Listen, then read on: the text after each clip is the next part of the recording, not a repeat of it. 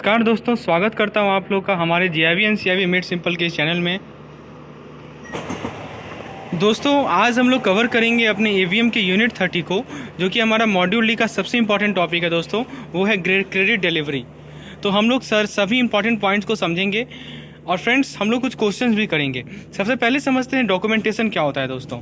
तो देखिए डॉक्यूमेंटेशन में क्या है कि आपको ध्यान इस बात का रखना है कि जो डॉक्यूमेंट्स हैं उसका साइन बोरोवर भी करेगा और जो गारंटर है वो भी करेगा। ठीक है दोस्तों, इस बात का हमें ध्यान रखना है। डॉक्यूमेंट्स पे साइन किनके होंगे, तो बोरोवर के होंगे और गारंटर के होंगे। अच्छा, अब डॉक्यूमेंटेशन का काम क्या है, क्यों डॉक्यूमेंटेशन करवाया जाता है दोस्तों, कि जो हमारा सिक्योरिटी है दोस्तों, जो हम सिक्योरिटी लेते हैं उसके ऊपर चार्ज को क्रिएट करना, ये मेन पर्पस होता है डॉक्यूमेंटेशन करवाने का। अच्छा, जहाँ पे रिक्वायरमेंट है दोस्तों चार्जेस का, उसे रजिस्टर्ड भी कराना आवश्यक है। Wherever required charges have to be get registered. ठीक है दोस्तों, चार्जेस की रजिस्ट्रेशन की जरूरी है जहाँ भी ज़रूरत है। तो all document must be stamp properly. Obvious सी बात है, जितने भी डॉक्यूमेंट्स हैं सभी के सभी प्रॉपरली स्टाम्प्ड होने चाहिए। यदि documents in case the document require witnessing it should be witnessed. यदि मान लीजिए किसी पार्टिकुलर डॉक्यूमेंट की विटनेसिंग की रिक्वायरमेंट है तो उसे विटनेस किया जाना चाहिए। अब देखिए एक और चीज़ लिखा गया है कि date of document should not be more than the stamping date. देखिए दो दिन होता है, एक होता है डॉक्यूमेंट का दिन और एक होता है स्टाम्पिंग का दिन। जैसा कि मैंने बताया कि सभी डॉक्यूमेंट की स्टाम्पिंग मस्ट है। तो फ्रेंड्स जो स्टाम्पिंग की जो डेट है दोस्तों, तो डॉक्यूमेंट का जो डेट है वो स्टाम्पिंग के डेट से ज़्यादा नहीं होना चाहिए। जैसे मान लीजिए कि स्टाम्पिंग का डेट है 2 अक्टूबर, तो डॉक्यूमेंट का डेट 3 अक्टूबर नहीं हो सकता है, उससे पहले होगा या वो दिन होगा। समझ रहे हैं दोस्तों, स्टाम्पिंग के दिन से पहले डॉक्यूमेंट का दिन होना चाहिए। मतलब मोहर जिस दिन लगेगा आपके डॉक्यूमेंट में, ठीक है, उससे पहले आपका डॉक्यूमेंट का दिन होना चाहिए। दो चीज़ होता है। अब देखिए उस डॉक्यूमेंट में आपको सैंक्शन का प्लेस और सैंक्शन का डेट मेंशन करना आवश्यक है। Document with more than 1 that is valid. हाँ, ये वैलिड है कि कोई डॉक्यूमेंट हो जिसमें एक से ज़्यादा दिन लिखा हुआ हो। ठीक है, तो आप कौन सा दिन उसमें ट्रीट करेंगे, तो जो लेटेस्ट डेट है दोस्तों उसे हम लोग ट्रीट करते हैं। ठीक है, अब मान लीजिए आपके पास कोई डॉक्यूमेंट है तो उसमें जिसमें एक से ज़्यादा दिन है तो वो वैलिड है, लेकिन उसमें हम लोग कौन सा डेट ट्रीट करेंगे, जो लेटेस्ट डेट है उसे ट्रीट करेंगे दोस्तों। अच्छा, अब प्लेस की बात कर लेते हैं। तो document with more than 1 place is also valid. ठीक है, एक से ज़्यादा प्लेस भी वैलिड है। Appropriate stamp duty is paid for respective place. तो रेस्पेक्टिव प्लेस के लिए आपको स्टाम्प ड्यूटी को पे करना पड़ेगा। ऑब्वियस सी बात है, जैसे आपको पता होगा कि जो स्टाम्प ड्यूटी होता है वो स्टेट टू स्टेट वेरी करता है। तो जिस प्लेस का वो डॉक्यूमेंट है वहाँ का स्टाम्प ड्यूटी जो भी अप्रोप्रिएट है वो आपको देना होगा। Person signing document should have proper authority and capacity. Obvious सी बात है कि जो उस पर साइन कर रहा है, जिन अधिकारी का उस पर साइन हो रहा है, वो उनके पास अथॉरिटी होना चाहिए उस साइन का।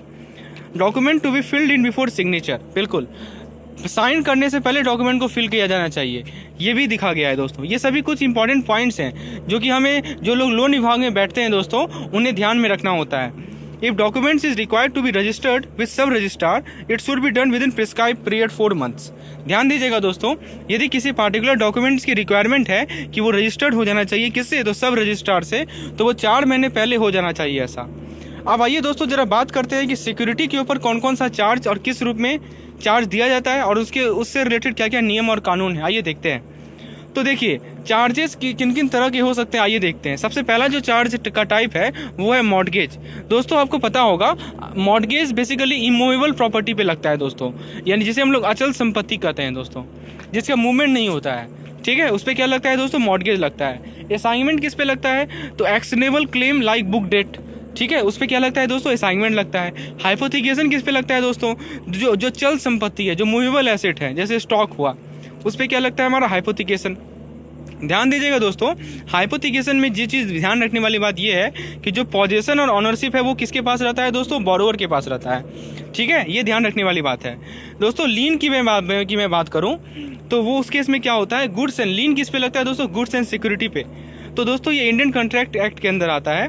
प्लेज क्या होता है, प्लेज है गुड्स। ठीक है, प्लेज में क्या होता है दोस्तों, प्लेज हाइपोथिकेशन एक ही चीज़ है। हाइपोथिकेशन में मैंने क्या बताया था, मूवेबल एसेट, तो प्लेज में भी मूवेबल एसेट आता है, लेकिन जो आपका पोजीशन होता है और ऑनरशिप जो होता है वो किसके पास होता है दोस्तों, बैंक्स के पास होता है। देखिए ध्यान दीजिएगा, पोजीशन होता है बैंक के पास लेकिन ऑनरशिप होता है बोरोवर के पास। तो ये प्लेज के बीच का अंतर है। ठीक है दोस्तों, तो ये डिफरेंट चार्जेस थे जो कि मैंने आप लोगों को समझाए। मॉर्गेज, फिर असाइनमेंट, हाइपोथिकेशन, लीन, प्लेज, ये सभी के सभी चार्जेस हैं। और मैंने आपको बताया किन किन केस में इस चार्ज को हमें लगाना आवश्यक है। मॉर्गेज किस केस में लगेगा, प्लेज किस केस में लगेगा। ठीक है दोस्तों, तो ये जो बेसिकली मैं नोट्स आप लोगों के साथ शेयर कर रहा हूँ, ये बेसिकली हमारा मैकिमिलन बुक से ही लिया गया है। उसमें शॉर्ट नोट्स को मैंने आप लोगों के लिए बनाए हैं और फिर आप लोगों के सामने प्रस्तुत कर रहा हूँ। अब जरा बात कर लेते हैं दोस्तों, हम लोगों ने पिछले चैप्टर में वर्किंग कैपिटल को अच्छे तरीके से समझा था। पूरे के पूरे हम लोगों ने नायक कमेटी मेथड, MPVF मेथड को डिस्कस किए थे दोस्तों, जिस बेसिस पे हम लोग वर्किंग कैपिटल को असाइन करते हैं। तो अब दोस्तों ये देखना है कि डिसबर्स कैसे किया जाएगा इस वर्किंग कैपिटल को। आइए एक एक चीज़ों को बारीकी से समझते हैं। तो देखिए, वर्किंग कैपिटल लिमिट जो है डिस्क्लोज किया जाता है कैश क्रेडिट के रूप में, ओवरड्राफ्ट के रूप में, या बिल परचेज या डिस्काउंटिंग के रूप में, या प्री शिपमेंट के रूप में।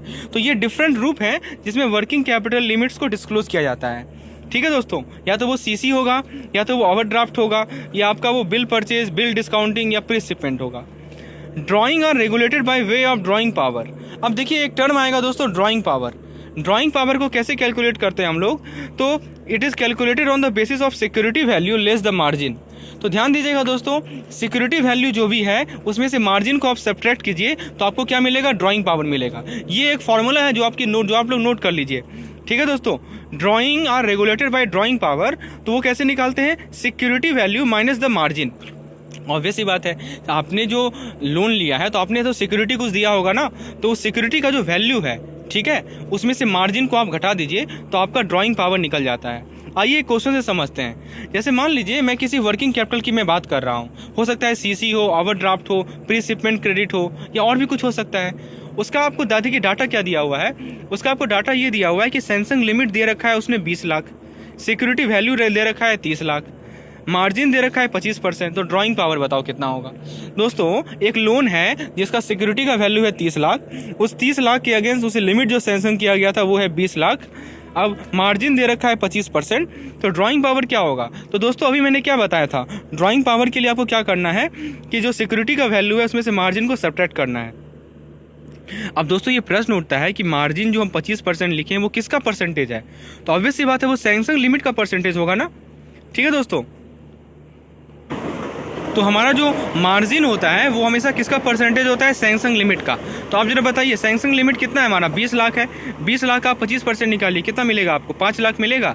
ठीक है, तो सिक्योरिटी वैल्यू में से मार्जिन को आप सब्ट्रैक्ट कीजिए। सिक्योरिटी वैल्यू है हमारा 30 लाख, मार्जिन है हमारा 5 लाख, दोनों को सब्ट्रैक्ट कीजिए तो आपको मिलेगा 25 लाख। लेकिन एक बात ध्यान रखिएगा दोस्तों, ड्राइंग पावर कभी भी सैमसंग लिमिट से ज़्यादा नहीं हो सकता। ऑब्वियस सी बात है, आपको लिमिट ही 20 लाख का दिया गया तो आप 25 लाख कैसे ड्रॉ कर सकते हैं, ये तो लॉजिकल बात है। तो मैक्सिमम ड्राइंग पावर का वैल्यू कितना हो सकता है दोस्तों, सैमसंग लिमिट के बराबर हो सकता है। लेकिन ध्यान रखिएगा ड्राइंग पावर या तो सैमसंग लिमिट से कम होगा या उसके बराबर होगा। ठीक है दोस्तों, तो इस केस में जो है ड्राइंग पावर हमारा हो जाएगा 20 लाख। ऑप्शन आपको ऐसा दिया रहेगा, ऑप्शन में 25 लाख पे लिख के देगा, तो जो लोग हड़बड़ी करके बनाएंगे क्वेश्चन को वो 25 लाख पे टिक करके आ जाएंगे। लेकिन ध्यान रखने वाली बात यह है कि ड्राइंग पावर का वैल्यू हमेशा सैमसंग लिमिट से कम होता है। चलिए, उम्मीद है चीज़ें आपको समझ में आ गई होंगी। तो अभी तक हम लोगों ने बात की थी कैसे मैं वर्किंग कैपिटल को डिसबर्स करता हूं। अब बात करते हैं हम लोग टर्म लोन को कैसे डिसबर्स करते हैं दोस्तों। बेसिकली टर्म लोन नाम का एक चैप्टर है दोस्तों, तो हम लोग उसे शॉर्ट में समझ लेते हैं। देखिए टर्म लोन के केस में क्या होता है, जो डिसबर्समेंट की जाती है वो according to progress of implementation of project. तो हमारा जो प्रोजेक्ट है जिसे हम लोग इम्प्लीमेंट कर रहे हैं वो उसका प्रोग्रेस क्या है, उसके अकॉर्डिंगली उसे डिसबर्स किया जाता है दोस्तों। The promoters are required to bring their contribution up front, but in certain case they may bring 40 to 50% in advance and balances in stage। तो जो प्रोमोटर्स है उस पार्टिकुलर प्रोजेक्ट के, उनसे ये अपेक्षा की जाती है कि वो अपना कंट्रीब्यूशन लाएं। लेकिन किसी सर्टेन केस में ऐसा होता है कि वो जो है एडवांस में 40 से 50% अमाउंट डिपॉजिट कर सकते हैं और बैलेंस वो स्टेज में दें। ठीक है दोस्तों, अच्छा अब देखिए दोस्तों, मैं 3 चीज़ आप लोगों को समझाऊंगा। एक है कंसोर्टियम, एक है हमारा मल्टीपल बैंकिंग अरेंजमेंट और एक है क्रेडिट सिंडिकेशन। दोस्तों ये पूरा थ्योरेटिकल टॉपिक है और हम लोग इसे ध्यान से समझते हैं तीनों में क्या बेसिक डिफरेंस है। आइए शुरुआत करते हैं कंसोर्टियम से। कंसोर्टियम को हम लोग मल्टीपल बैंकिंग भी कहते हैं। जब 2 या 2 से ज़्यादा बैंक आपस में सहमत हो गए कि वो वर्किंग कैपिटल फाइनेंस प्रोवाइड करेंगे किसी बोरोवर को, तो वो कहलाता है कंसोर्टियम। मतलब सब लोग आपस में सहमति बना लिए कि चलो इसे हम लोग वर्किंग कैपिटल प्रोवाइड करते हैं, तो ये क्या कहलाता है दोस्तों, कंसोर्टियम कहलाता है। इस केस में क्या होगा दोस्तों, एक लीड बैंक होगा। लीड बैंक वो होगा जिसका लार्जेस्ट शेयर होगा लोन में। समझ रहे हैं दोस्तों, सभी बैंकों ने एग्री किया, 3-4 बैंकों ने एग्री किया कि चलो इसे लोन प्रोवाइड करते हैं, तो जिनका शेयर सबसे ज़्यादा होगा वो क्या कहलाएंगे, वो कहलाएंगे lead bank. It does the appraisal, complete the documentation, ensure compliances of other condition, the charge on security is पाड़ी पशु। ध्यान दीजिएगा दोस्तों, यहाँ पे एक चार्ज का नाम लिखा गया है पाड़ी पशु चार्ज। इसका मतलब समझिए, इसका मतलब क्या है कि देखिए, अब ऑब्वियस सी बात है कि लोन तो ऐसे देंगे नहीं, उनसे सिक्योरिटी जरूर लेंगे और सिक्योरिटी पे चार्ज भी क्रिएट करेंगे। तो वो जो चार्ज क्रिएट करेंगे सिक्योरिटी पे, तो उसका वो कैसे क्रिएट करेंगे? तो देखिए, जो बैंक जितना लोन देगी, ठीक है, उसी हिसाब से उनका भी चार्ज होगा। समझ रहे हैं दोस्तों, जिसका जितना लोन होगा उसी हिसाब से उनका भी चार्ज होगा। यही है पाड़ी पशु चार्ज। मतलब सिंपल भाषा में समझिए, charges on the ratio of loan, charge loan के रेशियो में, ये क्या कहलाता है? हमारा पाड़ी पशु चार्ज कहलाता है। तो ये था हमारा कंसोर्टियम। अब हम लोग बात करते हैं मल्टीपल बैंकिंग अरेंजमेंट में। अब समझिए दोस्तों, अंतर को समझिए। वहाँ भी था 2 से ज़्यादा बैंक, यहाँ भी है 2 से ज़्यादा बैंक, 2 या 2 से ज़्यादा बैंक, लेकिन यहाँ पे जो फाइनेंस प्रोवाइड कर रहे हैं वो सिंगल बोरोवर को प्रोवाइड कर रहे हैं, इंडिपेंडेंट ऑफ ईच अदर। मतलब आपस में कोई सहमति नहीं है, ठीक है। एक बैंक जैसे पीएनबी ने उसे प्रोवाइड किया, बैंक ऑफ इंडिया ने उसे प्रोवाइड किया, एसबीआई ने उसे प्रोवाइड किया, लेकिन आपस में बैंकों में कोई सहमति नहीं है, ठीक है। तो वो क्या कहलाता है? मल्टीपल बैंकिंग अरेंजमेंट, ठीक है दोस्तों। अब देखिए, इस केस में क्या होता है, बैंकों को ये रिक्वायरमेंट है कि आपस में इंफॉर्मेशन को एक्सचेंज किया जाए। चलिए, ये तो उम्मीद है समझ में आ गया होगा क्या होता है मल्टीपल बैंकिंग अरेंजमेंट। अब दोस्तों लास्ट में बात करते हैं क्रेडिट सिंडिकेशन की। फिर से देखिए, यहाँ भी 2 से ज़्यादा बैंक हैं, लेकिन ये भी क्या कर रहे हैं? ये भी फाइनेंस प्रोवाइड कर रहे हैं सिंगल बोरोवर को। तो देखिए दोस्तों, तीनों के तीनों केस में एक चीज़ तो कॉमन है, वो ये है कि यहाँ भी सभी केसों में 2 से ज़्यादा बैंक होते हैं या 2 भी बैंक होते हैं। आपस में क्या होते हैं? वो सिंगल बोरोवर को वर्किंग कैपिटल फाइनेंस प्रोवाइड कर रहे हैं।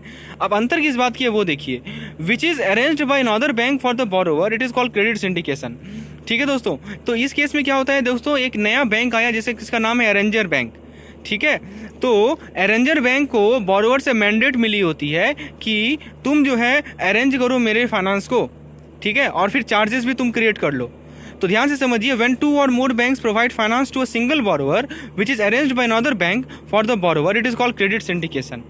तो बोरोवर का अपना एक अरेंजर बैंक होगा। वो अरेंजर बैंक का काम है कि वो डिसाइड करेगा कि किस पार्टिकुलर बैंक से हम लोगों मतलब 2 या 2 से ज़्यादा बैंक जिससे वो फाइनेंस प्रोवाइड करना है। तो वो कौन डिसाइड करता है? अरेंजर बैंक डिसाइड करता है। तो ये क्या कहलाता है? हमारा क्रेडिट सिंडिकेशन कहलाता है। तो दोस्तों उम्मीद है चीज़ें आपको क्लियर हो गई होंगी। तो यदि आपको मान लीजिए कोई ऑप्शन कुछ मल्टीपल टाइप क्वेश्चन पूछा जाए, तो जिसमें कंसोर्टियम भी लिखा हो, जिसमें क्रेडिट सिंडिकेशन भी लिखा हो और जिसमें हमारा मल्टीपल बैंकिंग अरेंजमेंट भी लिखा हो, तो उम्मीद है आप डिफ्रेंशिएट कर पाएंगे दोस्तों, ठीक है। एक बार मैं फिर से रिकॉल करा दूं, जहाँ तक बात है हमारा कंसोर्टियम की, तो वहाँ भी पहले सिमिलैरिटी क्या है? तीनों में सिमिलैरिटी ये है कि 2 या 2 से ज़्यादा बैंक होंगे, एक सिंगल बोरोवर होगा, वो वर्किंग कैपिटल प्रोवाइड करेंगे। ये तीनों के तीनों केस में सिमिलैरिटी है। जहाँ तक बात है, अब मैं बात करता हूँ डिससिमिलैरिटी की, यानी कि डिफरेंस की। तो जहाँ तक बात है दोस्तों कंसोर्टियम की, तो उस केस में क्या होता है? आपस बैंक में एग्रीमेंट होती है और एक लीड बैंक होता है। जहाँ तक बात है मल्टीपल बैंकिंग अरेंजमेंट की, तो कोई एग्रीमेंट नहीं होती है, इंडिपेंडेंटली स्वतंत्र रूप से सभी बैंक अपना अपना कंट्रीब्यूशन उसे देते हैं। और जहाँ तक बात है क्रेडिट सिंडिकेशन की, तो उस केस में एक अरेंजर बैंक होता है, वो डिसाइड करता है कि किस मल्टीपल बैंक से लोन को लेना है। तो दोस्तों ये है डिफरेंस। उम्मीद है चीज़ें आपको क्लियर हो गई होंगी। तो आज के इस लेक्चर को मैं यहीं विराम देता हूं। दोस्तों यदि आपको पीडीएफ की रिक्वायरमेंट है तो नीचे डिस्क्रिप्शन में लिंक मिलेगा, उस पर क्लिक कीजिए, आपको पीडीएफ टाइम टू टाइम मिलता रहेगा। फ्रेंड्स, लेसन को लाइक जरूर करें, चैनल को सब्सक्राइब करें, और दोस्तों ये जो हमारा सीरीज चलता आ रहा है हमारा क्रैश कोर्स का, उसको आप शुरू से देखें। और दोस्तों इसके साथ पीडीएफ भी, यदि आपको हो सके तो पीडीएफ भी मेंटेन करें। धन्यवाद।